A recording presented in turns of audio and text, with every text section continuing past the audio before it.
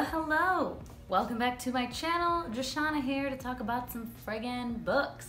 And as you can see, I'm not at home. I'm filming right now in the Philippines because I haven't filmed in like 2 weeks and it feels weird. And I also didn't want to have to film like 7 videos when I get home. I had time right now, so I figured I'd do it now. A video that I didn't realize until after the fact that I didn't do towards the end of the year or in the beginning of the year. It's still the beginning of the year, but you know what I mean. When I did my round of end of year videos with the statistics and the best of and the worst of and all the things, I forgot to do the books I DNF'd in 2018.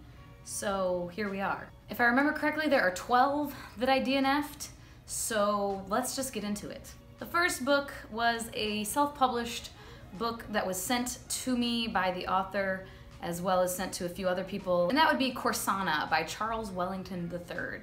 I had briefly talked about it in a wrap-up, I'm pretty sure. Did I? I know I mentioned it at some point, but yeah.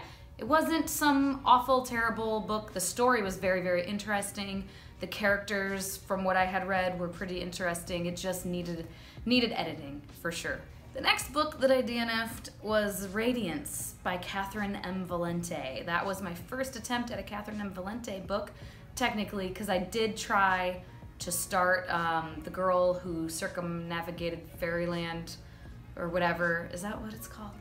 Whatever that one is called. I did attempt that, but I just wasn't really in the right mood for that book, so I stopped reading it. I own that one, and so I put it off for another time. That one I didn't count as a DNF though, because I will finish it eventually, probably, or I'm gonna try.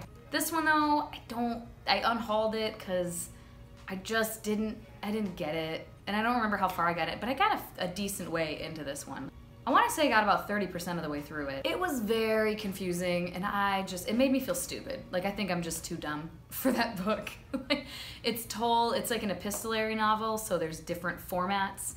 I'm sure it's a very good book. I'm sure it's a very interesting book. I was just so effing confused about pretty much everything about it.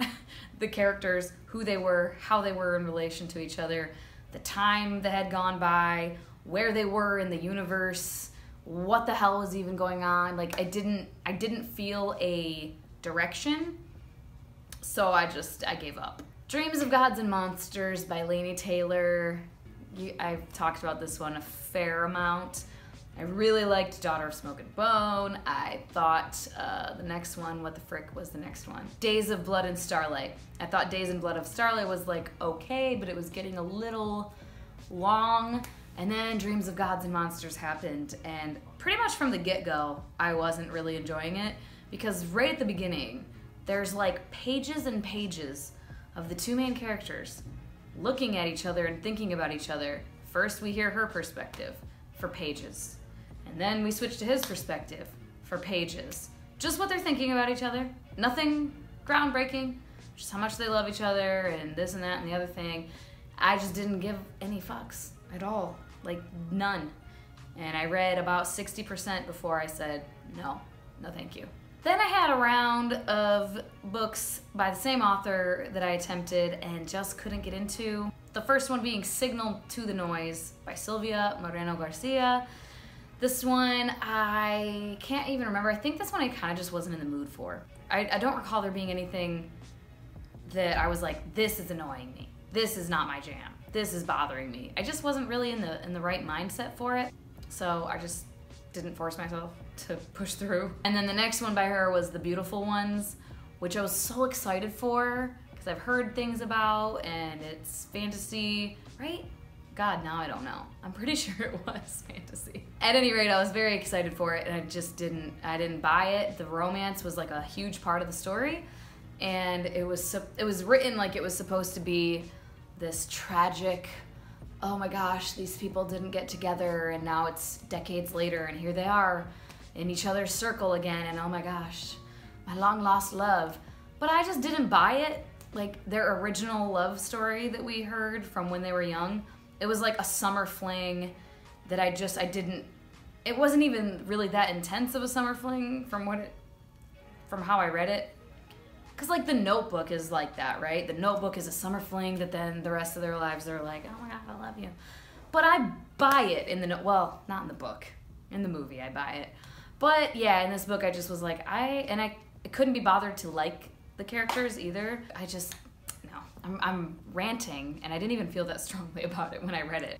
Then 2 books that were NetGalley arcs. Both of them, just the writing wasn't, it didn't feel fully fleshed out, you know.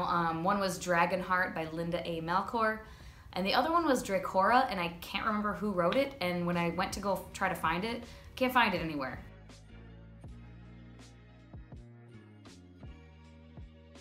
Then initially I DNF'd Goblet of Fire by J.K. Rowling. As you likely know if you've been subscribed to me for a hot second, I'm reading the Harry Potter series for the first time, and I've just decided I can't read the physical books anymore. I read the first 3 and they're getting longer, and I just can't.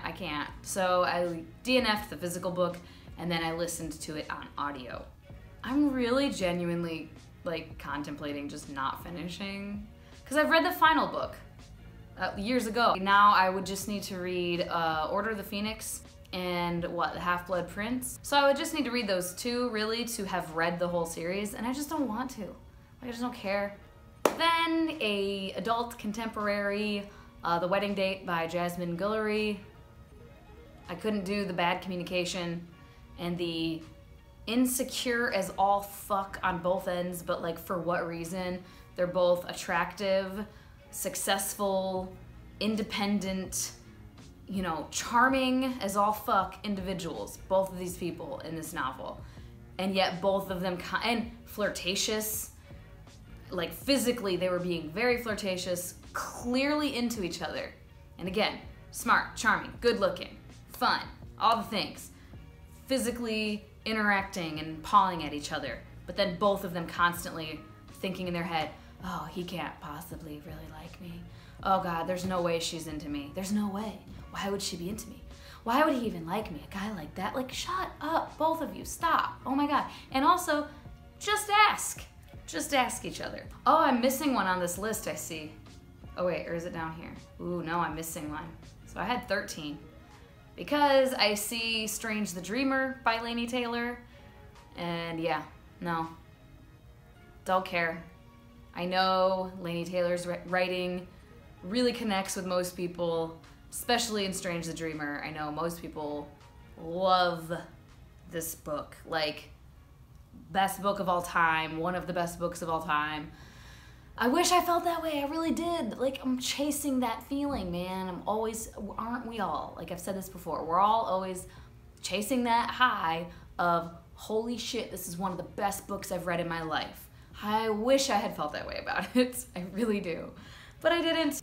I thought it was dragging on endlessly, and I just wasn't connecting with really any of the characters at all. And the one that I'm missing on the list, I don't know where the heck it is. I don't know if I deleted it on accident, but I DNF'd it right about the same time I DNF'd Strange the Dreamer, is Song of Achilles by Madeline Miller. Another one that is a lot of people's, you know, favorite book of all time, or on their list of top 10 favorite books of all time, or whatever.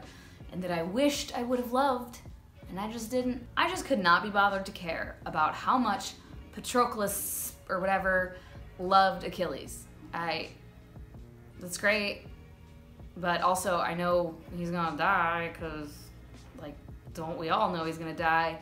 And I don't know. I just didn't have it in me to get connected in any way. Take a shot every time I say I just in this video, by the way. Then an audiobook that I was trying to listen to was Trial by Fire by Josephine Angelini, not Angelina. Josephine Angelini. I owned the second book in the series, and so I was like, oh, let me try to read the first book.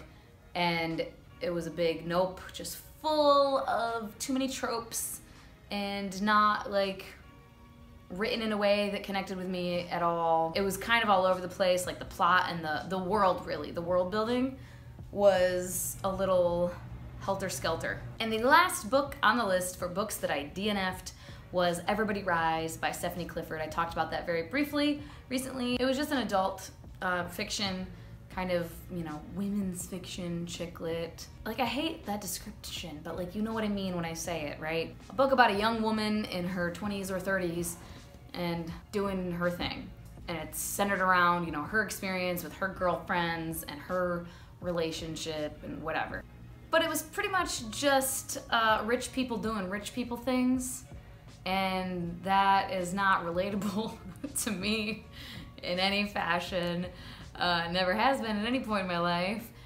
And I just didn't care to read any more descriptions about their beautiful lake houses and cars and clothes and designer jewelry and skirts and things.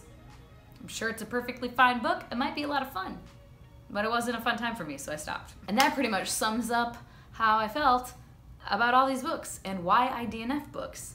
It's not a fun time for me, so I stop. Okay, that is all for now. Thank you so much for your time, guys. Hope you have a wonderful day. I'll talk to you later. Bye-bye.